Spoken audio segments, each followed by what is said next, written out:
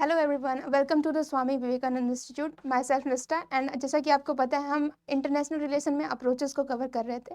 हमने रियलिज्म की बात कर ली थी, हमने लिबरलिज्म की बात कर ली थी, हमने कंस्ट्रक्टिविज्म की बात कर दी। और जब हम देख रहे हैं वो हम बात कर रहे हैं स्ट्रक्चरल मार्क्सिज्म की बात कर रहे हैं।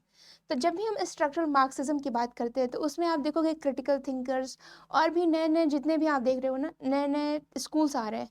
तो हमें क्या करना है कि जब भी आप सिलेबस को देखो तो उसमें आपको क्या करना है, हर थ्योरी को, अभी जितने भी आप ट्रेंड देखो पीवाई से रिलेटेड, वो जनरली आपको जो ट्रेडिशनल मार्क्सिज्म है यानी मार्क्सिज्म जो कार्ल मार्क्स है उनसे बहुत कम क्वेश्चन आ रहे हैं। जो रीसेंट जो डेवलपमेंट आ रहे हैं मार्क्सिज्म में उनसे ज़्यादा क्वेश्चन आ रहे हैं। तो हम पीवाईक्यू को ध्यान में रखकर हम देख रहे थे किस तरह के क्वेश्चन हम करेंगे।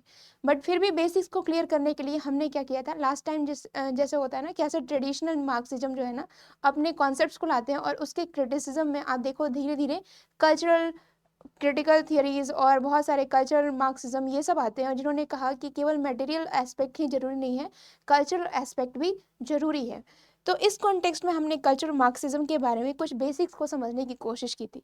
जब हम बेसिक्स की बात करते थे तो हमने देखा कि मार्क्सिज्म जो थे कैसे वो बेस और सुपर स्ट्रक्चर पे ध्यान देते थे, जिनमें उनका जो मेन फोकस था वो था इकोनॉमी पे। बाकी जो था ना, कल्चर, रिलीजन, एजुकेशन, वो क्या थे, सुपर स्ट्रक्चर के पार्ट्स थे। फिर हमने देखा कि mean of education and means of production में उन्होंने क्या किया, रिलेशन के हिसाब से हमने देखा कि कैसे जो सोसाइटी होती है वो दो क्लासेस में डिवाइड होती है। और इसी को देख करके उन्होंने हिस्टोरिकल मेटेरियलिज्म की बात की कि जो हिस्ट्री है उसकी एनालिसिस उन्होंने कैसे की, मटेरियल के हिसाब से। तो उन्होंने कहा कि हिस्टोरिकल मेटेरियलिज्म। आगे जा करके आपने देखा कि कैसे मार्क्सिज्म की थियरी को आगे बढ़ाते हुए लेनिन ने एक कंसेप्ट कहा, imperialism is the stage of capitalism. यानी कि जो कैपिटलिज्म समाज है उसका जो अंत है वो आप देखोगे इम्पीरियलिज्म है। यानी कि आप जो है ना, आप साम्राज्यवाद को अंत में जा करके जो पूंजीवाद है वो साम्राज्यवाद में मिल जाती है और फिर वहां से हो जाता है, उसका पतन होता है। बट जब आप देखोगे ये मार्क्सिज्म जो थियरी है उसके धीरे धीरे नियो मार्क्सिज्म कॉन्सेप्ट आया, जिसमें आपने देखा ग्रामसी को लेकर के। जब जब उन्होंने हिस्टोरिकल मेटरलिज्म की बात की तो हिस्टोरिकल मेटरलिज्म में उन्होंने 5 स्टेज बताए। और हर स्टेज में क्या होता है, there is a class conflict. वहां पे जो क्लास कॉन्फ्लिक्ट होता था वो दो वर्गों के बीच में होता था, दो क्लास के बीच में होता था। एक जो क्लास था वो हमारा था, the sound is clear to all yeah. तो वन जो क्लास था वो था हैप्स, यानी जिनके पास मीन्स ऑफ प्रोडक्शन थी। और जो दूसरा क्लास था वो था हैप्स नॉट। जब इतनी बातें समझ में आ गई तो जो लास्ट स्टेज उन्होंने बताया था कि हमें एक ऐसा सोसाइटी चाहिए, ऐसा स्टेट चाहिए जहाँ पे कोई भी क्लास ना हो, there should be a classless society, जिन्होंने उन्होंने डिस्कस किया था, that will be a complete communism. ये जो था वो मार्क्सिज्म का 6 स्टेज था। जब इतनी बात समझ में आ गई तो उन्होंने कहा था कि there is the world system theory, जिसको हमने देखा था कैसे ये जो मार्क्सिज्म है वर्क करता है इंटरनेशनल रिलेशन में। उन्होंने 3 टर्म्स में डिवाइड किया, there is a core, semi periphery and periphery. यहाँ पे आ गया पेरिफेरी, ये आ गया सेमी पेरिफेरी, और ये हो गया कोर। जो कोर कंट्री होते हैं जनरली डेवलप कंट्री होते हैं और उनके पास वो जो है raw material same periphery country से लाते हैं और उसको क्या करके मैन्युफैक्चर करके फिर वापस पेरिफेरी और सेमी पेरिफेरी को बेचते हैं। तो ये जो है ना इंटरनेशनल रिलेशन में अंडरस्टैंडिंग होती है मार्क्सिज्म की। समय के साथ क्या हुआ कि कोल्ड वार खत्म हुआ। कोल्ड वार के बाद आप देखो कि जब सोवियत ने अपनी जो आइडियाज थी, यानी कि यूएसएसआर के विघटन के बाद बात आई कि क्या कम्युनिज्म रियली में अपने मोटिव को पूरा कर पाया या नहीं। तो यहाँ पे एक क्वेश्चन मार्क आ गया। बट कुछ कंट्री ऐसे थे जिन्होंने कम्युनिज्म को स्टिल अपने कंट्री में सक्सेसफुली मेंटेन किया था। उसमें आपको वियतनाम, क्यूबा और चाइना इसके कुछ उदाहरण हैं। तो अब इस कॉन्टेक्स्ट में 21st सेंचुरी में जब भी आप कम्युनिज्म को पढ़ते हो, जब भी आप साम्यवाद की बात करते हो, तो उस कॉन्टेक्स्ट में जो न्यू मॉडल आपको देखने को मिलती है वो ट्रेडिशनल कम्युनिज्म से बिल्कुल अलग होती है, यानी ट्रेडिशनल मार्क्सिज्म से बिल्कुल अलग होती है। तो ये जो मॉडर्न मार्क्सिज्म है वो किस तरीके से ट्रेडिशनल मार्क्सिज्म से अलग है, उसी के बारे में हम पढ़ेंगे, स्ट्रक्चरल मार्क्सिज्म के बारे में। बट उससे पहले हमें ग्रामसी यानी क्रिटिकल थिंकर्स को जानना भी बहुत जरूरी है। क्रिटिकल थिंकर जब ग्रामसी की बात करते हैं तो इसको कहते हैं न्यू मार्क्सिस्ट। और इसके बहुत सारे स्कूल्स हैं जिसमें आप Frankfurt school, critical school theory, ये सब जो है ना इंपॉर्टेंस थिंकर्स आपको देखने को मिलेंगे और इससे बहुत सारे क्वेश्चन आएंगे। जब हम PYQ डिस्कस करेंगे इसी कड़ी में तो हम देखेंगे कि ये जो टॉपिक है इससे रिलेटेड इंपॉर्टेंट क्वेश्चन कहाँ पे आते हैं। लिटरेचर में भी ये क्वेश्चन क्रिटिकल थियरी जो होते हैं ना बहुत इंपॉर्टेंट है। क्रिटिकल थियरी में भी ये टॉपिक बहुत इंपॉर्टेंट है। कल्चरल स्टडी में भी ये टॉपिक बहुत इंपॉर्टेंट है। क्रिटिकल कल्चरल थियरी में भी ये टॉपिक बहुत इंपॉर्टेंट है।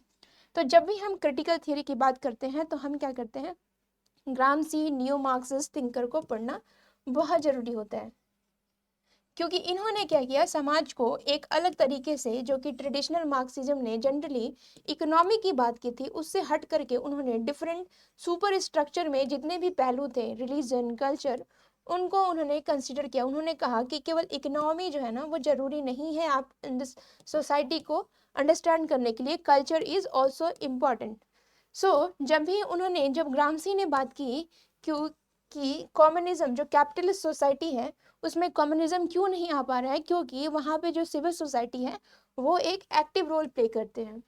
जब भी आप देखोगे कि there is a dissatisfaction, there is a discontent, यानी असंतोष की भावना जब भी आती है कैपिटलिस्ट सोसाइटी में, तो सिविल सोसाइटी क्या करते हैं, उनके जितने भी डिसकंटेंटमेंट रहते हैं यानी जितने भी असंतोष रहते हैं उसको एक डायरेक्शन में चैनलाइज करते हैं। या फिर आप देखो प्रेशर ग्रुप, ये जो थर्ड नॉन स्टेट एक्टर हैं ये क्या करते हैं, they channelise the discontentment in a proper channel to the state.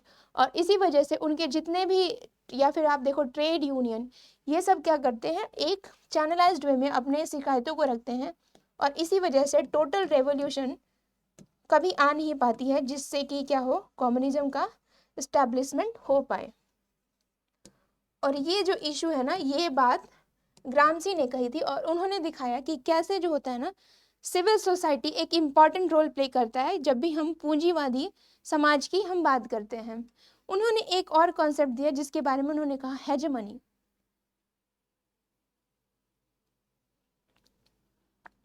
अब हेजेमनी क्या है इसके बारे में हमने बहुत बार डिस्कस की। एक्चुअली जब भी आप किसी पे रूल करते हो, आपने रियलिज्म पे देखा तो उन्होंने बात की हार्ड पावर की, यानी कि मिलिट्री की बात की। लेकिन जब भी हम हेजेमनी की बात करते हैं तो हेजेमनी कंसीडर करता है कि जब भी आप किसी पे रूल करते हो तो जरूरी नहीं है कि आप फोर्स अप्लाई करो। There is a rule by consent, यानी कि आप क्या करते हो, उनकी सहमति से उसके ऊपर रूल करते हो, जिनको उन्होंने नाम दिया हेजेमनी। हेजेमनी का कॉन्सेप्ट पहली बार ग्रामसी ने दिया। ग्रामसी ने यह कहा कि जब भी आप किसी पे रूल करते हो तो आप उनसे क्या लेते हो, कंसेंट लेकर के रूल करते हो। अब ये होता कैसे है, यानी कि एक हेजमोन जो होता है, यानी कि एक पावरफुल कंट्री जो होता है, वो क्या करता है, आपके विचारों पर, आपके कल्चर पर, आपके जितने भी सॉफ्ट पावर रहता है उनको वो क्या करते हैं, जरूरी नहीं है उसके लिए आप उनको मिलिट्री या फिर आप जो दिखाई देता है सिर्फ वही पावर कंसिडर किया जाता है, बट जनरली आइडियोलॉजी के थ्रू या फिर आप नॉलेज के थ्रू दूसरे कंट्री पे आप क्या करते हो, रूल करते हो। और वो जो रूल होता है वो इनविजिबल होता है, वो आपको कम दिखाई देखने को मिलता है। जैसे कॉलोनियलिज्म, ठीक है, कॉलोनियलिज्म का एग्जाम्पल लो तो उसमें क्या होता है कि आप जो होता है ना देखते हो कि इंग्लिश एजुकेशन सिस्टम जो है, या फिर लिंग्वा फ्रैंका, यानी इंग्लिश को लिंग्वा फ्रैंका माना जाता है कि English is a consider as the lingua franca. तो through the help of the language, through the help of the culture, through the help of the western culture, now आप देखते हो कि पश्चिमी सभ्यता जो है ना, they are trying to rule the eastern country, जिसको आप एक तरह से हेजेमनी के फॉर्म में भी देख सकते हो। तो हेजेमनी का कॉन्सेप्ट जो है वो साइलेंट कंसेंट होता है, जिसपे क्या होता है, एक हेजेमन कंट्री जो होता है ना, आइडियोलॉजी के थ्रू, नॉलेज के थ्रू रूल करता है। और इसी वजह से फूको ने कहा नॉलेज इज अ पावर, यानी कि जिसने क्या किया, नॉलेज को कंट्रोल कर लिया, वही पावरफुल है। Knowledge is a power, consider the important concepts given by the Foucault, ठीक है। तो आप क्या करते हो, आप नॉलेज पे कंट्रोल करते हो, और लोगों के जो आइडियोलॉजी होते हैं, एपिस्टेमोलॉजी, जितने भी आप देखते हो ना, नए नए आइडियाज़ आते हैं, ठीक है, नए नए थियरी आते हैं, ये most of the theory is given by the western country. और इसी को कहते हैं कि where the knowledge coming from, knowledge कहाँ से आया है उसके बारे में हमें देखना है।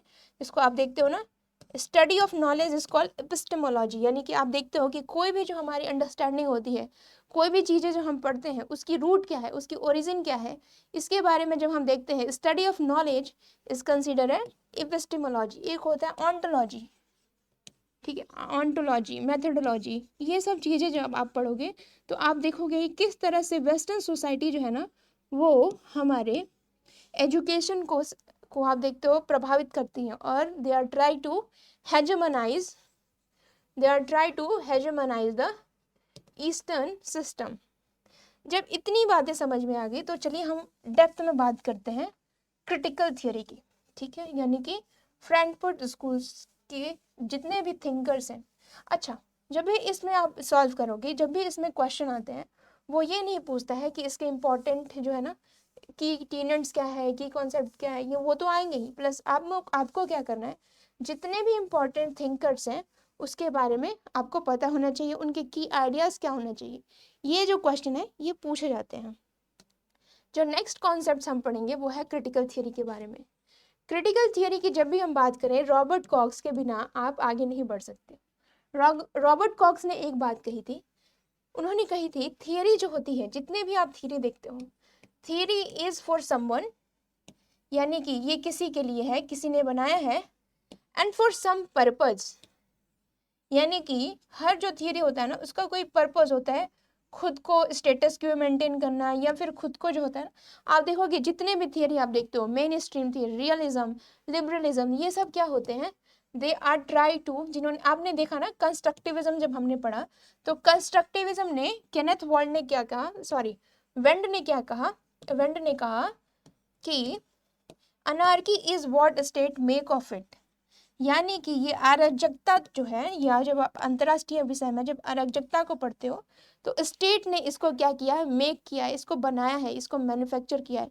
तो जब भी आप देखते हो ना नया concept, balance of power, collective security, जितने भी आप कॉन्सेप्ट देखते हो, ये सब क्या होता है, इनका कोई पर्पस होता है और किसी ने उसको बनाया है अपने फायदे के लिए। ये बात जो है ना critical theory thinker Robert Cox कहते हैं, और इसीलिए कहते हैं कि हर थियरी, हर जो कंट्री होता है उनकी एक स्पेसिफिक थियरी होनी चाहिए, वो अपने आप को एक्सप्लेन करने के लिए, why western theory should be apply in the eastern country, ठीक है, यानी कि जब ईस्ट की कल्चर अलग है, ईस्ट की हिस्ट्री अलग है, तो क्यों जो है ना हम एक थियरी को सब में फॉलो करते हैं। और इसी वजह से आप देखोगे जो क्रिटिकल थियरी है ना, वो स्ट्रेस करते हैं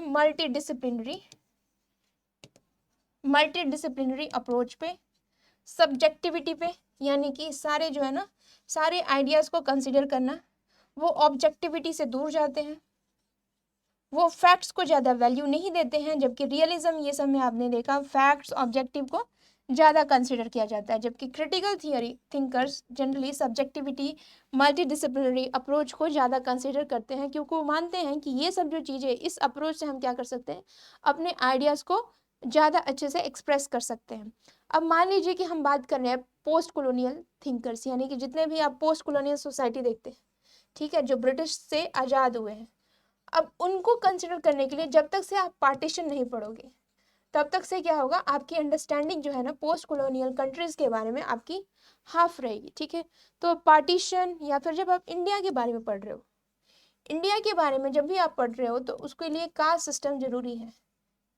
तो caste system is very important to understand India. उसी तरह से जितने भी आप कंट्री के बारे में पढ़ रहे हो, उसकी कल्चर्स, उसकी ट्रेडिशन, उसकी history, that's also important to understand the holistic political situation.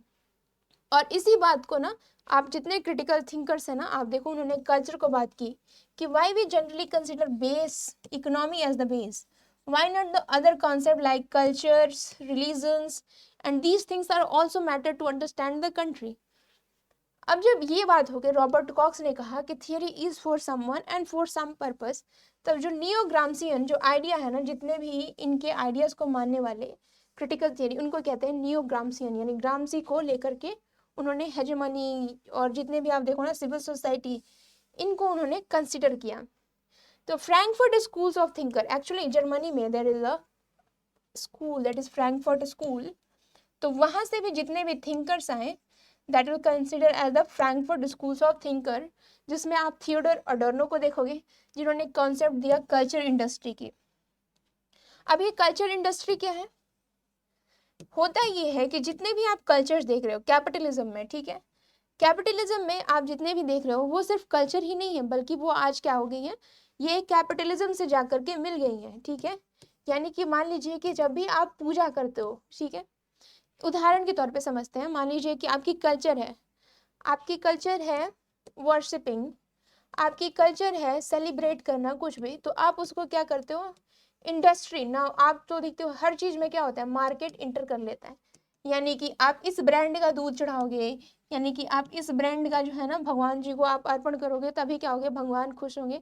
तो इस तरह की जो मार्केटाइजेशन होती है हमारी कल्चर्स के, सिर्फ ये एक एग्जाम्पल नहीं है, आप उदाहरण लेके समझो, मान लीजिए कोई फेस्टिवल है, ठीक है, उसमें आप देखते हो, जैसे उदाहरण के रूप में लीजिए कि देयर इज अ फेमस करवा चौथ, ठीक है, करवा चौथ, उसमें क्या होता है, there are so many brand जिनकी साड़ियाँ, उसमें क्या होती है, ज़्यादा मार्केटाइजेशन होती है। तो कल्चर क्या हो गया है, आज आप देखो ना कल्चर का क्या हो गया, एक इंडस्ट्रियलाइजेशन के फॉर्म में जब भी वो कैपिटलिज्म से मिक्स होती है देयर इज द डिमांड। तो कहने का मतलब ये है, क्रिटिकल थिंकर्स ने कहा कि आज जो आप कैपिटलिस्ट सोसाइटी देख रहे हो उसमें क्या होता है, लोग जो है ना वो एक अलग तरह की चीज़ों की तरफ फैसिनेटेड हो रहे हैं, जो कि क्या है ना, सिर्फ इकोनॉमिक से नहीं समझा जा सकता है, there is a culture mix here, ठीक है। तो इन सब की बात जो है ना, आप जो है ना क्रिटिकल थिंकर्स, हार्वर्ड मार्क्यूज ने कुछ इसी तरह कहा कि कैपिटलिज्म के प्रभाव से, मार्केटाइजेशन के प्रभाव से लोग क्या कर रहे हैं, देयर इज अ, जिसको कहते हैं ना trend, peoples are not following what they need, they are following what the trend is telling. यानी कि जो पीपल्स की चॉइस है वो डिपेंड कर रही है कि ट्रेंडिंग क्या है आज, ठीक है। जैसे आप कभी भी यूट्यूब खोलो तो वहाँ पे ट्रेंडिंग सॉन्ग्स, ट्रेंडिंग मूवीज, और या फिर ट्विटर पे आप देखोगे ट्रेंडिंग चैट्स, ये सब चलते रहती है, ट्रेंडिंग पोस्ट। तो ये सब जो है ना हमारे ट्रेंड हमें क्या करती है, हमारी चीज़ों को डिसाइड करती हैं, ना कि जो हम वो चाहते हैं। अगर मान लीजिए कि आप कभी मार्केट में गए या मार्केटाइजेशन में गए, तो वहाँ पे क्या होता है, आप जो है ना कुछ चीज़ों को ऐसे ही खरीद लेते हैं क्योंकि वो ट्रेंड में चल रही है, उसकी आपकी ज़रूरत हो या ना हो, या फिर कुछ चीज़ें आप इसलिए खरीदते हो क्योंकि आपके दोस्तों के पास है, या फिर आप शो ऑफ करने के लिए आप उन चीज़ों को खरीद लेते हो।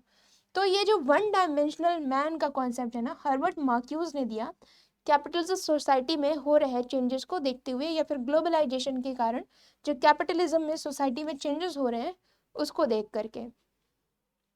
ये जो है ना, ये क्रिटिकल थियरी बातें कहती हैं। जब ये सब समझ में आ गई तो नया जो आता है वो कहते हैं कि स्ट्रक्चर, ठीक है, यानी कि जो सोसाइटी है उसका स्ट्रक्चर जो है ना बहुत इंपॉर्टेंट होता है समझने के लिए। और इसके जो इम्पोर्टेंट थिंकर, जो स्ट्रक्चरल मार्क्सिज्म के इम्पोर्टेंट थिंकर है, वो है लुइस अल्थ्यूजर। लुइस अल्थ्यूजर कहते हैं कि आइडियोलॉजी इज ऑल्सो इम्पॉर्टेंट, और उन्होंने एक कॉन्सेप्ट दिया आइडियोलॉजिकल स्टेट एपरेटस, ठीक है। ये क्वेश्चन बार बार पूछा जाता है, आइडियोलॉजिकल स्टेट एपरेटस का कॉन्सेप्ट जो है ना किसने दिया, तो वो है लुइस अल्थ्यूजर। अब आइडियोलॉजिकल स्टेट एपरेटस क्या होता है, उन्होंने कहा कि हमारे जो स्टेट होते हैं वो दो तरीके से वर्क करती है, यानी कि लोग जो होते हैं वो स्टेट को दो रीज़न की वजह से मानने के लिए मजबूर होते हैं। एक तो होता है आइडियोलॉजी, और एक क्या होता है, फोर्स, ठीक है। तो मान लीजिए कि कोई लॉ बना जिसमें उन्होंने कहा कि ये जो है अपना ये लॉ है, और इसको जो ब्रेक करेगा उसको क्या मिलेगी, पेनल्टी मिलेगी, या उसको फाइन देना पड़ेगा। तो ये क्या हो गया, ये जो है ना आपको वहाँ पे पेनल्टी, फाइन, ये आपको डिस्क्राइब है, और ये आप इसी वजह से आप क्या करते हो, स्टेट को मानने के लिए ऑब्लिगेशन, आप you are obligatory to follow the state. दूसरा जो फैक्टर्स होता है वो है आइडियोलॉजी, यानी कि आपको क्या पढ़ना पड़ता है, मान लीजिए कि स्टेट क्या करता है, इस तरीके से आप एजुकेशन के थ्रू, स्कूलिंग के थ्रू सिटीजनशिप का कॉन्सेप्ट की मतलब कि आप जो है ना नेशनल एंथम या फिर आप देखो ये सब क्या है, एक सोशलाइज किया जाता है जिससे आपको लगता है ना कि यही जो होता है ना एक गुड सिटीजन होता है। तो we follow the state because there are two things, एक तो होता है रिग्रेसिव स्टेट एपरेटस जिसमें हम लॉज या फाइन के डर से स्टेट को फॉलो करते हैं, और दूसरा जो होता है आइडियोलॉजिकल स्टेट एपरेटस, यानी कि स्टेट क्या करता है हमारे मन स्थिति को इस तरह से इम्पैक्ट करता है कि हमें नहीं दिखता है, फैमिली के थ्रू या फिर स्कूल के थ्रू। जैसे वोटिंग राइट हो गया, तो वोटिंग राइट आप देखो ना कि जनरली आपके बुक में दिया रहता है it's universal rights, it's our fundamental rights. तो हम क्या, हमें सोशलाइज इस तरह से किया जाता है कि हमें वोटिंग देना है, then we are consider as a good citizen. ठीक है, of course it's a good citizen characteristic. But ये आइडिया जो है ना, ये आइडिया कहाँ से आया, ये आइडिया आप देखोगे ना इसके जो प्रोपोनेंट्स आप देखोगे ना जो हमें इनकलकेट करते हैं वो है फैमिली, स्कूल्स। तो स्टेट क्या करती है इन सब स्ट्रक्चर के थ्रू हमारे आइडियोलॉजी पे, हमारे स्ट्रक्चर को ना चेंज करती है। इन स्ट्रक्चर के थ्रू आप देखते हो ना स्टेट हम पे क्या करती है, they try to influence our thought. और इसकी बात आप लुइस ऑल्थ्यूजर ने कही थी। ये जो है ना ओवरऑल अंडरस्टैंडिंग है जिसको कहते हैं ना बेसिक्स चीज़ें हैं। अब आपको क्या करना है, ये सब करके आपको बुक पढ़नी है, और बुक से आपको क्या होगी, जितनी भी चीज़ें हैं वो आपको समझ में आएगी। अब कुछ कुछ कॉन्सेप्ट्स ऐसे हैं जिसको आप क्या कर सकते हो, स्किप कर सकते हो, और जो जो क्वेश्चन इंपॉर्टेंट आते हैं उसको आप ध्यान में रख के पढ़ सकते हो। अब हम क्या करेंगे, जो ऐसे टॉपिक्स हैं मिसलेनियस हैं जिनकी क्वेश्चन बार बार पूछी जाती है, हमको PYQ के थ्रू उसको अप्रोच करेंगे। अब देखते हैं PYQ में ऐसे कौन कौन से टॉपिक्स हैं। जैसे कि पहला क्वेश्चन है, the medium is the message is concept given by home. माध्यम संदेश द्वारा दी गई अवधारणा है, ये किसने कहा, Ernest Hemingway, Sylvia Plath, Seymour Hersh, Marshall McLuhan. ये जो क्वेश्चन आता है, this question is repeated question जो कि it's belong to a critical thinking, critical theory से रिलेटेड है, और ये क्वेश्चन बार बार पूछा जाता है। तो आपको इसका राइट आंसर ढूंढना है कि किसने कहा कि माध्यम जो है ना, माध्यम संदेश द्वारा दी गई अवधारणा है, और ये क्या होता है इसके बारे में आपको बताऊंगी, बस जस्ट अटेम्प्ट दिस क्वेश्चन।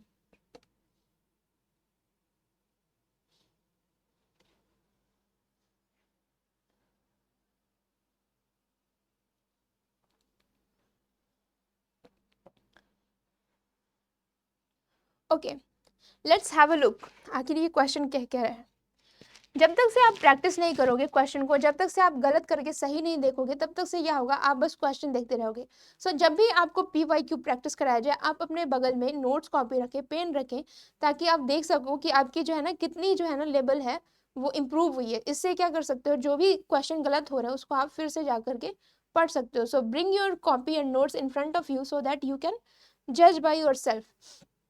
तो एक्चुअली हुआ ये था कि medium is a massage, medium is a message, जो आप पढ़ रहे हो इसको मैक्लुहान ने इस तरह से लिखने की कोशिश की थी।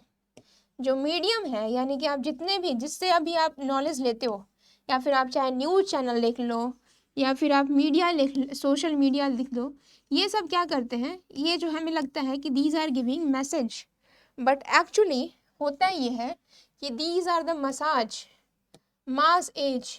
ठीक है, यानी कि मास एज मसाज, यानी कि जितने जो भी मास कहती है उन्हीं का एज है। तो मीडियम इज अ मसाज, जिससे भी आपको नॉलेज, जिससे भी आपको, चाहे आप सोशल मीडिया देख लो, चाहे आप TV देख लो, दीज आर लाइक, ये हमारे मास एज, यानी कि जो भी मास कहती है वो इंडिविजुअल की अंडरस्टैंडिंग नहीं रहती है, वो क्या होती है, वो मास की अंडरस्टैंडिंग होती है, और उसी को हम क्या करते हैं, फॉलो करते हैं।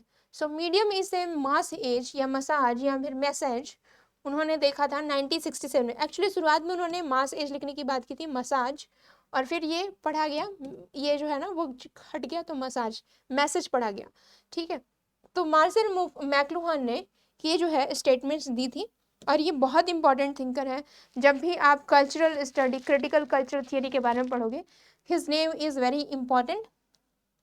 और उन्होंने बुक जो दी थी वो है थियरी ऑफ मीडिया, यानी कि आज का जो मीडिया है वो कैसे काम करता है, सोशल मीडिया की बात हो गई या फिर जितने भी आप मास मीडिया की देखते हो वो कैसे वर्क करती है। और उसको उन्होंने क्या किया, क्रिटिकली एनालाइज किया कि ये जो मीडिया होती है वो क्या करती है 24/7 जो होता है ना, एड्स के थ्रू, या फिर आप देखो ना जितने भी एडवर्टाइजमेंट होते हैं वो हमारे मेंटलिटी को इम्पैक्ट करती है, और इसी वजह से जो रियल इन्फॉर्मेशन होती है वो मिसिंग होती है।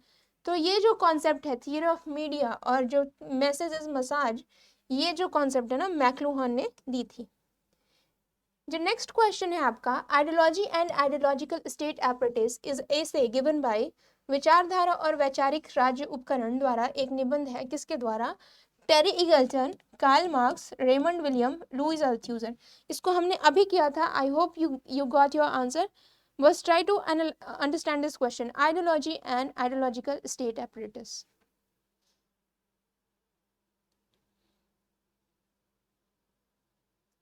एक और जो कॉन्सेप्ट आता है वो है ideology and utopia. Ideology and utopia, think इसको मैक्स वेबर ने दिया था। जब आप पढ़ोगे ना पॉलिटिकल सोशियोलॉजी तो उसमें आपको ये देखने को मिलेगा आइडियोलॉजी एंड यूटोपिया। बट आपको यहाँ पे देखना है आइडियोलॉजिकल स्टेट एपरेटस का कॉन्सेप्ट, यानी कि वैचारिक राज्य उपकरण का कॉन्सेप्ट किस थिंकर ने दिया, आपको ये फाइंड करना है यहाँ पे।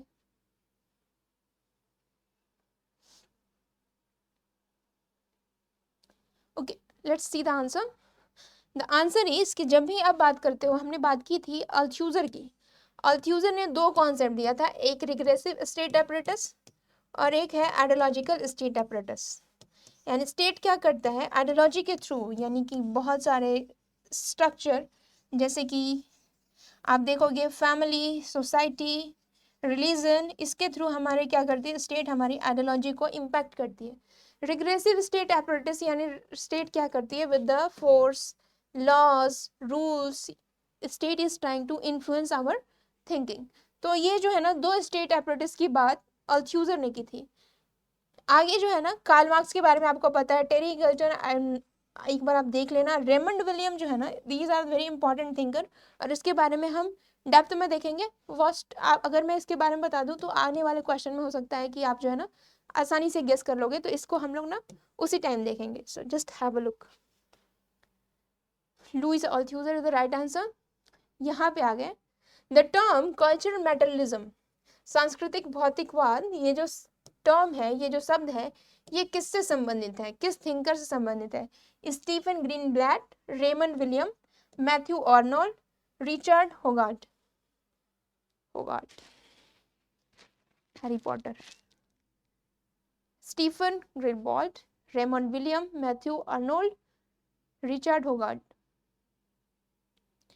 just try to guess the right answer because cultural materialism is the non explain topic, हमने इसके बारे में बात नहीं की थी, बट एक बार आप इसे कोशिश कीजिए।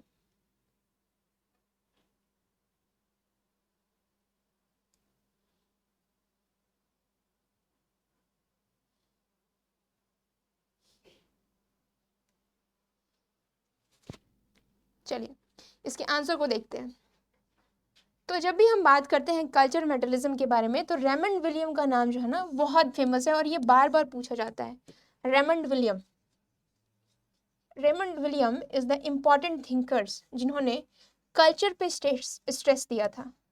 ठीक है, रेमंड विलियम की जब भी नाम आती है तो कल्चर जो है ना इंपॉर्टेंट फैक्टर होते हैं। उन्होंने ट्रेडिशनल मार्क्सिज्म को क्रिटिसाइज किया था, कहा था कि ये जो आप जो इकोनॉमिक पे स्ट्रेस दे रहे हो, other factors is also important. ठीक है, तो बिना कल्चर को आप समझे, ठीक है ना, बिना कल्चर को आप समझे आप जो है ना दूसरे जो है ना इकोनॉमी को लेकर के आप नहीं समझ सकते। जो रेमंड विलियम का कॉन्सेप्ट है उन्होंने कहा था he also stress on the low culture. ठीक है, उन्होंने कहा था कि जब भी हम कल्चर की बात करते हैं तो हम कहते हैं क्लासिकल म्यूजिक, ठीक है, शास्त्रीय संगीत या फिर Taj Mahal, these are the iconic things जो हम कहते हैं these are the part of culture. But उन्होंने कहा low culture is also important to understand. जैसे मान लीजिए कि जब भी हम बात करते हैं तो कहते हैं गोल्डन ट्रायंगल। गोल्डन ट्रायंगल क्यों फेमस है, गोल्डन ट्रायंगल फेमस है, आप देखो कि ये जो ट्रायंगल है ये आपको देखने को मिलेगा ईस्ट एशिया में, एक होता है गोल्डन क्रिसेंट जो कि आपको साउथ एशिया में देखने को मिलेगा। इसमें आपको अफगानिस्तान, पाकिस्तान, ईरान, ये जो एरिया जो होते हैं या कुछ पार्ट ऑफ इंडिया जो है ना इसमें ओवरलैप करते हैं। ये जो रूट है, these are the part of low culture. Low culture कैसे, इसमें आप देखोगे ना the most of the drug smuggling, जितने भी आप देखो ना ड्रग स्मगलिंग जो होते हैं या फिर जो ड्रग रूट्स, ठीक है, पहले ये जो होते हैं ना रूट्स होते थे ड्रग स्मगलिंग का। तो उन्होंने कहा कि जब भी हम कल्चर की बात करते हैं तो हम why we are talking only the high culture, why not the low culture is also part of. और उन्होंने कहा कि जो आप देखते हो स्ट्रीट आर्ट या फिर आप बात करते हो जितने भी आप देखते हो गली क्रिकेट, ठीक है, और भी बहुत सारी चीज़ें हैं जो कि हम लोग इसको कंसीडर कर देते हैं, these are the low things, और उनको कल्चर में कंसीडर नहीं किया जा सकता। उन्होंने कहा था कि ये जो लो लेवल अंडरस्टैंडिंग है ना कल्चर की, वो भी इम्पॉर्टेंट है कल्चर को समझने के लिए। क्यों, हाई कल्चर जो है ना दीज आर द ओनली। तो उन्होंने क्रिटिकली एनालाइज किया था कल्चर को और उन्होंने इकोनॉमी को कहा था कि these are the parochial understanding of structure. हमें क्या करना चाहिए, हमें कल्चर को भी कंसीडर करना चाहिए। तो उन्होंने एक बेस और सुपर स्ट्रक्चर मॉडल था, उनको उन्होंने क्या किया था कि these are not enough to understand the structure, ठीक है। तो ये तो बात हो गई कल्चर मेटरलिज्म, जिसमें आप उन्होंने कल्चर की ओर ध्यान दिया था। रेमंड विलियम जो थे इंपॉर्टेंट थिंकर हैं, जब भी कल्चर मेटरलिज्म की बात होती है उन्होंने कहा था कि कल्चर मेटरलिज्म के बिना आप क्या कर सकते हो, कल्चर को स्टडी नहीं कर सकते हो। और ये ऐसे थिंकर्स थे जिन्होंने लो कल्चर की बात की थी। और लो कल्चर की जब भी बात करते हैं तो हम क्या करते हैं, हम यूज करते हैं एंथ्रोपोलॉजी, ठीक है। इसमें आप क्या करते हो, जो लोगों की स्टडी होती है उसको आप यूज करते हो, ठीक है। मनुष्य जो लो पीपल है उनके बारे में स्टडी करते हो, जिसको आप इथनोग्राफी मेथड, बहुत सारे मेथड्स के थ्रू आप क्या करते हो, फील्ड विजिट के थ्रू स्टडी करते हो। तो ये जो बातें हैं ना, ये जो अप्रोच है, ये उन्होंने क्रिटिकल थिंकर्स ने दी, जिसका नाम है रेमंड विलियम। जब हम आगे आते हैं, जो फोर्थ क्वेश्चन है, who among the following is associated with the ideology of utilitarianism, यानी कि उपयोगितावादी सिद्धांत वाद की विचारधारा किससे संबंधित है। J A Froude, Charles Kingsley, J S Mill, Cardinal Newman, ठीक है। इनमें से आपको बताना है कि यूटिलिटेरिज्म यानी कि उपयोगितावाद का जो सिद्धांत है वो किस थिंकर से रिलेटेड है। इसके बारे में हमने बात नहीं की थी, आप एक बार गेस करने की कोशिश कीजिए।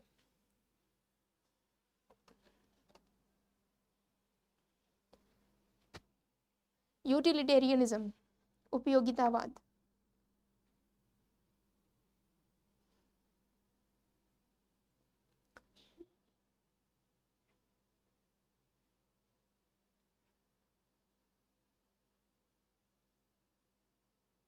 ओके, लेट्स सी कि उपयोगितावाद होता क्या है, then we come to the answer. तो जब भी हम उपयोगितावाद की बात करते हैं तो वो क्या फोकस करते हैं, इंड, यानी कि जो हमारा इंड गोल है दैट्स इम्पॉर्टेंट। मीन्स क्या है, आप किस तरीके से किस चीज को प्राप्त कर रहे हो वो जरूरी नहीं है। इंड गोल हमारा क्या होना चाहिए कि हमें वो चीज मिल गई और वही जो है ना आपका गोल होना चाहिए, यानी कि happiness is the most important. और उस हैप्पीनेस को आपने कैसे अचीव किया, दैट्स नॉट मैटर। वो जो हैप्पीनेस है वो आपकी अल्टीमेट गोल है और उसी को आपको करना है, अचीव करना चाहिए। तो यूटिलिटेरियन यानी जब भी उपयोगितावाद की बात करते हैं, ठीक है, उसमें आपको बेंथम का नाम आता है, जेरमी बेंथम। इसको हम ना पॉलिटिकल थियरी में पढ़ेंगे यूटिलिटेरियनिज्म के बारे में। बस एक बार देख लीजिए कि इंटरनेशनल रिलेशन में इससे रिलेटेड थिंकर्स कौन है, इसको थियरी में पढ़ेंगे। But first look into the thinkers related to that. और ये जो है ना, ये इंपॉर्टेंट स्ट्रेस देते हैं हैप्पीनेस पे। जो एक जो है ना बेंथम के जो स्टूडेंट्स आपको देखने को मिलते हैं, जेरमी बेंथम के, जे एस मिल, ठीक है, जे एस मिल और उनके पिताजी जेम्स मिल, ठीक है ना। These thinkers stress upon the utilitarian concept, यानी कि हैप्पीनेस इज द इम्पॉर्टेंट गोल। जब इतनी बातें आ गई तो हम क्या करेंगे, आगे वाले जो नेक्स्ट क्वेश्चन है, because this topic is very important और इससे रिलेटेड हर क्वेश्चन जो है ना बार बार पूछे जाते हैं। तो मैं नहीं चाहती कि जो कोई भी क्वेश्चन जो है ना आप जो है ऐसे ही छोड़ दें। मैं चाहती हूँ ना कि हर क्वेश्चन को, हर टॉपिक को आप PYQ के थ्रू उसको एनालाइज करें। तो हम क्या करेंगे, जो नेक्स्ट वीडियो है उसमें इससे रिलेटेड जितने भी क्वेश्चन हैं, जितने भी PYQ हैं, उसको देखते हुए जो छोटे छोटे कॉन्सेप्ट्स है उसको, टर्म्स को समझने की कोशिश करेंगे। प्लस जो बचा हुआ थियरी है, यानी कि हमने स्ट्रक्चरल मार्क्सिज्म के बारे में बात कर ली थी, हमने रियलिज्म की बात कर ली थी। जो नेक्स्ट टॉपिक बचा है आई थिंक फेमिनिज्म, यस, जो नेक्स्ट थिंक ये बचा है वो है हमारा फेमिनिज्म और पोस्ट मॉडर्निज्म। ठीक है, और हम कोशिश करेंगे कि हम पोस्ट कॉलोनियलिज्म के बारे में भी जान लें। पोस्ट कॉलोनियल से रिलेटेड कुछ कुछ बुक्स जो है इंपॉर्टेंट है, जैसे कि आपको द रेचर्ड ऑफ द अर्थ, ये सब जो बुक है ना वो पूछी जाती है, तो आपको क्या करना है, इंपॉर्टेंट थिंकर्स और इससे रिलेटेड बुक्स और उनके की आइडियाज़, की टेनेंट्स क्या है इस थियरी के, पोस्ट कॉलोनियल थियरी के, ये सब जो है ना हम पढ़ के जाएंगे। बाकी जो अप्रोचेस है, idealism, realism, structural Marxism, new liberalism, new realism, social constructivism और क्रिटिकल इंटरनेशनल थियरी, ये सब हमने कवर कर लिया है। जो 3 थियरी जो है ना हमें करनी है वो है फेमिनिज्म, नारीवाद, और जो आपको पोस्ट मॉडर्निज्म, और जो हम देखने की कोशिश करेंगे वो है पोस्ट कॉलोनियलिज्म, थोड़ी सी ज़्यादा अंडरस्टैंडिंग के लिए। इतनी सब करने के बाद हम जो है ना आईआर के नेक्स्ट टॉपिक पे आएंगे। So till then be prepared. ठीक है, आप जो है ना जो भी चीज़ें आपको यहाँ पे पढ़ा जा रही है प्लीज़ रिवाइज, एंड जो भी दिक्कत है वो आप हमसे पूछ सकते हैं। So till then take care and have a good day.